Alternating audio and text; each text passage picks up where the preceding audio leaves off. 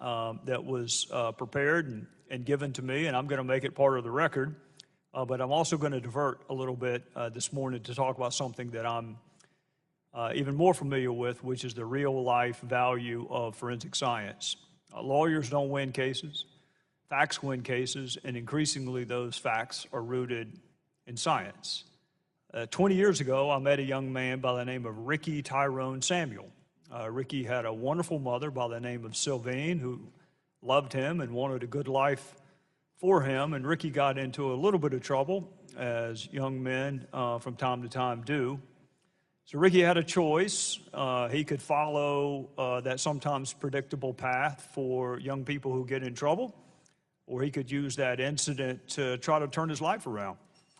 And he chose to turn his life around, and he met with us at the United States Attorney's Office, and he met with federal law enforcement officers and did what we encourage people to do in all facets of life, which is to accept responsibility and tell the truth. I was sitting in a courtroom about 6 months after I met Ricky Samuel, well before they had cell phones, and you could feel the pager vibrating.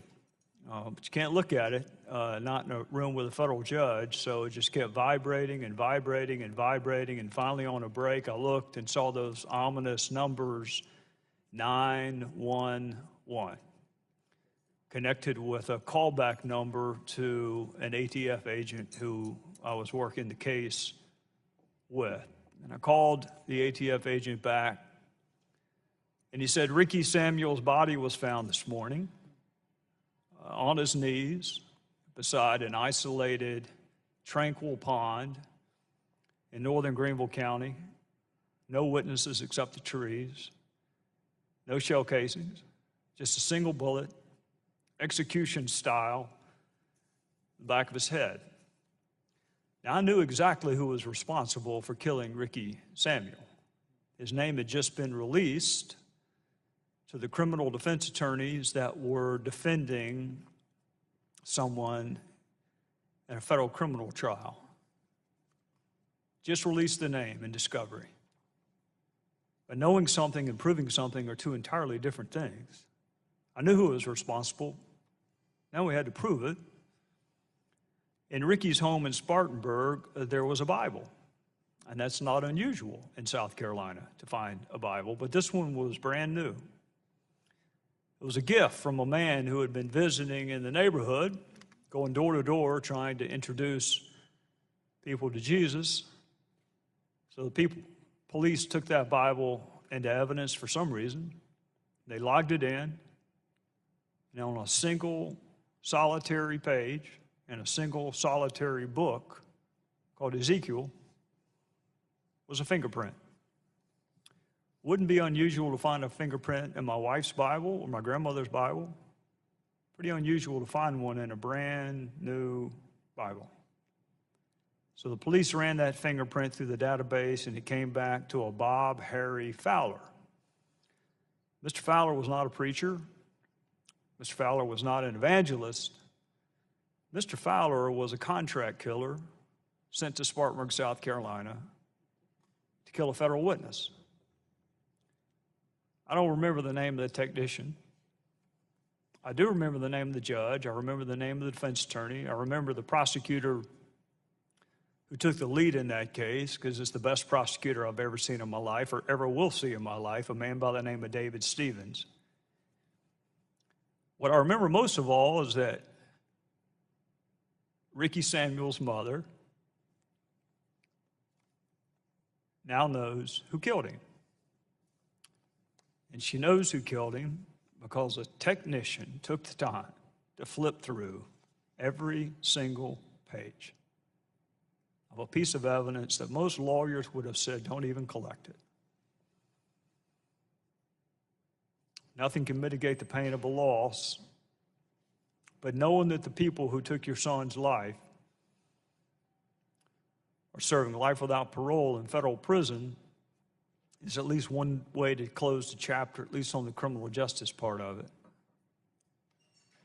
Single solitary fingerprint on a single solitary page in the book of Ezekiel was the single best piece of evidence that we had in what was the only federal murder case in the last 25 years the upstate of South Carolina. It's because of science. Science convicts. Science exonerates. Science is what the jury wants. Science is what the jury needs. So here now, one of Chairman Nunes's Republican committee colleagues, Congressman Trey Gowdy, who is also former chairman of the Special Select Committee on Benghazi and a former federal prosecutor. Good to have you here tonight, yes, sir. ma'am. Thank you. What do you make of the charge or the call to step down to Chairman Nunes by Chuck Schumer? I just love it when Senator Schumer gives Republicans advice on what we ought to do. Devin is doing exactly what the chairman Hipsey ought to do. When you have a source that has information, you handle that information safely, securely, which is exactly what he did. I wish Senator Schumer and some of the other Democrats would be more interested in the authenticity and the reliability of the underlying data and not the means by which it was acquired. Whether it's the White House or Waffle House, what difference does it make if the information is reliable and authentic? It just so happens Devin had to do it this way. So we're not going to take advice from Senator Schumer on who our chair people ought to be. All right. So, everybody obviously has been wondering who the source is on this. Who called him? There's a story about how he received a text in his car. He was with other staffers.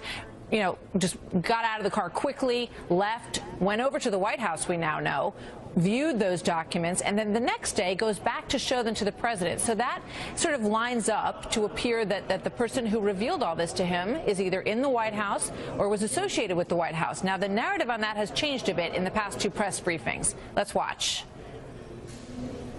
Will you rule out that the White House or anyone in the Trump administration gave Chairman Nunes that information? I'm not aware of it, but it doesn't really pass the smell test. It appears there was some degree of cooperation in this process that the White House granted Chairman Nunes. I will be glad to take a look at that and figure out whether or not that is an accurate statement or not. All right, so the door's open now to the possibility that it came from the White House. Does that matter? Devin hasn't told us it came from the White House. I don't think the source matters, Martha, nearly as much as whether or not the underlying information is authentic and credible. Keep in mind, Devin has also said this has nothing to do with Russia. And for those who missed it the first time he said it again, nothing to do with Russia. So if we've gotten to the point where the chairman of the House Intelligence Committee cannot go gather information related to our surveillance programs and cannot update the commander-in-chief on the nature of that information, we're in a really strange place. I realize that Democrats don't like the fact that President Trump won, but he did. And Devin is the chairperson of the Intelligence Committee. He has an obligation to update the commander-in-chief on information like this. So there was supposed to be a hearing to move this ball a little bit further. That open hearing was canceled, and now the closed hearing is also in question, where you all would like to question again the FBI Director Comey and the head of the NSA as well. Where does that stand? When, are you going to have that hearing? I hope we have it at some point. I hope it's behind closed doors or confidentially, like every other serious investigation is run. Almost 100 times, Director Comey and Admiral Rogers said they could not answer the question in that setting. Almost 100 times. So if you really are on a quest for the truth, a quest for facts, why you would pick a forum which guarantees the witnesses cannot answer the question befuddles me. So I would love to bring them back. We have to bring them back. They are foundational, seminal witnesses. But almost 100 times they said they couldn't answer in a public setting, Gotcha. So I don't know why we'd go back that way. All right, quickly, Mr. Kushner, Jared Kushner, is going to answer questions about his meeting with a Russian banker whose bank was under sanctions at the time. What are your questions? What would you want to know about that relationship? Well, that's going to be a Senate investigation. The Senate, he's going to give testimony before the Senate. Martha, I'm easy. I want to know every fact that there is to know relevant to our jurisdiction. So anything dealing with Russia, anything dealing with the felonious dissemination of classified material, access the witnesses, access the documents, and ask all of the questions in a credible, serious way, which means do our investigation the way every other serious investigation in the country is done, which is behind closed doors until you have something to report. Chairman Gowdy, good to see you today. Thank you Yes, very much for being here. I thank the gentleman. I yield back the balance Before of my the time. gentleman yields back, will the gentleman yield to me for I yield to the chairman. I applaud this bill. I've been a supporter of this bill for a number of years now. We're different in the United States of America, and I say this frequently. we're different. We are self-critical. We actually do things that other countries would never even dream of doing, and that is we do look under the hood. We do self-examine. We do err on the side of openness and transparency. And the idea that we would allow an auditor to come in and look at the full scope of the Federal Reserve strikes me as something that we could and should be doing in the spirit of making this country as responsible as we can, as accountable as we can, and that knowledge is a good thing, not a bad thing, to allow an organization as powerful and as deeply seated into our economy as the Federal Reserve without having that independent auditor that we can go in and review their, that's just irresponsible. That's just burying your head in the sand and saying we'd much rather operate in ignorance rather than saying, yeah, we're going to do an audit and we can look at it and maybe there's something there, maybe it's not. Maybe we can have a more robust discussion. Maybe those students who are going to studying economics can learn from what went well and what didn't go well so we don't make those mistakes again. And that's I think, who we are as the United States of America. And I think it's a responsible thing to do, and I applaud Mr. Massey for helping to push this forward. So I yield back to the gentleman from Florida, and I yield back the balance of my time. The gentleman yields back. I yield back. Gentleman yields back. Does any other member wish to be heard on this bill? Does any other member have an amendment to this bill? If none, the question is now adopting and favorably reporting H.R. 24 to the House of Representatives. All those in favor signify by saying aye. Aye. Those opposed, no. Opinion of the Chair, the ayes have it. The bill is ordered favorably reported. Without objection, the motion to reconsider is laid on the table. Without objection, pursuant to Clause 2L of House Rule 11, members will have 2 days to submit their views on the bills considered today. I ask unanimous consent that the staff be allowed to make necessary technical and conforming changes to the bills reported today, subject to the approval of the minority. Hearing no objections, so ordered. There's no further business.